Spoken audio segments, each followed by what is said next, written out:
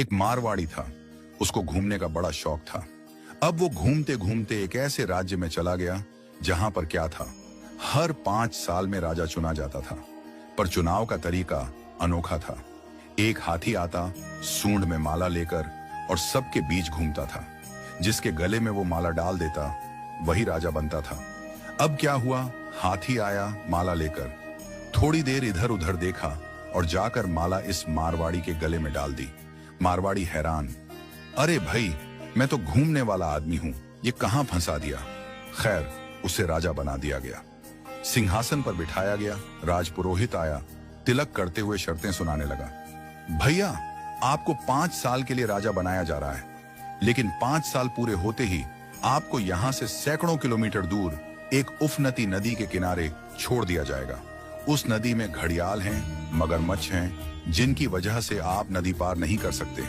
अगर किसी तरह पार कर भी गए तो उसके बाद आएगा एक गहरा जंगल जिसमें हिंसक जानवर और खतरनाक राहें हैं। वहां आप जानो और आपकी किस्मत।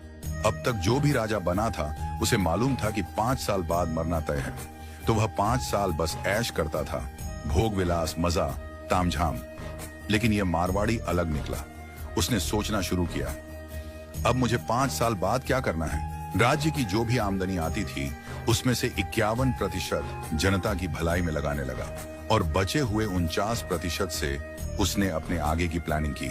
पहले साल उसने नदी पर एक पुल बनवाया, दूसरे साल उस पार के जंगल को साफ करवाया, खेती के लायक जमीन बनवाई, तीसरे साल वहां सड़कें बनवाई, लोग वहां बसने लगे, गांव और मोहल्ले बनने लगे। चौथे साल एक छोटा सा महल बनवाया जहां वह आगे जाकर रह सके। 5वें साल अपने जीवन भर का खर्च, जरूरी चीजें, अनाज, सब कुछ वहां स्टोर करवा दिया। अब 5 साल पूरे हो गए।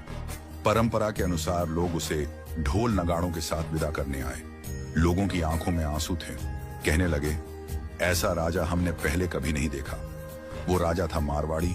शांत मुस्कान के साथ सबको प्रणाम किया और उस पुल पर चढ़ गया जो उसने खुद बनवाया था। लोग अवाक रह गए। हजारों राजा आए गए, मारे गए, लेकिन ये पहला राजा था जो भवसागर को पार कर गया। कथा का संदेश, हम सभी इस धरती पर सीमित समय के लिए आए हैं। ये जीवन 5 सालों की तरह है। जो इस समय को मौज में घंवा देता है वो अंत में उस भवसागर में गिरता है जहां मगरमच्छ, घड़ियाल, दुख और पीड़ा है। लेकिन जो जीवन का उपयोग अच्छे कर्मों, जनसेवा और प्रार्थना में करता है वो इस जीवन से परे उस पार पहुंच जाता है। तो आज ही से भवसागर पार करने के लिए अपना पुल बनाना शुरू कीजिए, ताकि जब आपका